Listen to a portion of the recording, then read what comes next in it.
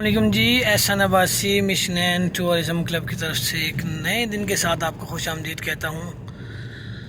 آج 3 دسمبر 2025 سال کا آخری مہینہ، اور اس وقت مری سے آپ کو اپڈیٹ دیتا چلوں کہ مری میں اس وقت موسم جو ہے وہ ٹھنڈ تو کافی ہو چکی ہے۔ صبح شام میں ٹھنڈ کی شدت اتنی ہے کہ آپ جیکٹ شال کے بغیر باہر نہیں نکل سکتے، اور یہ درخت آپ دیکھ سکتے ہیں، یہ اس بات کی علامت ہے کہ سردیاں آ رہی ہیں۔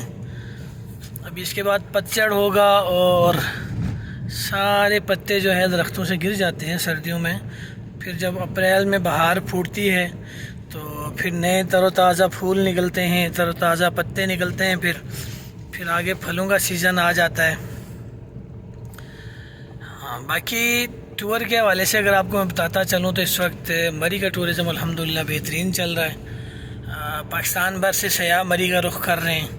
مری مال روڈ میں شام میں اچھی رونق ہوتی ہے۔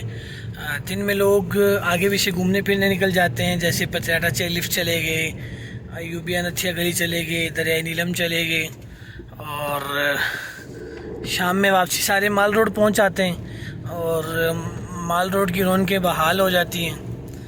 اگر آپ نے ٹور کرنا ہے مری کا، مری کے علاوہ ناردرن ایریاز کا، ناران سائڈ جانا ہو، کشمیر سائڈ جانا ہو، اسکردو ہنجا جانا ہو، سوات سائڈ جانا ہو، تو آپ ہم سے معلومات لے سکتے ہیں، ہماری سروسز سے مستفید ہو سکتے ہیں۔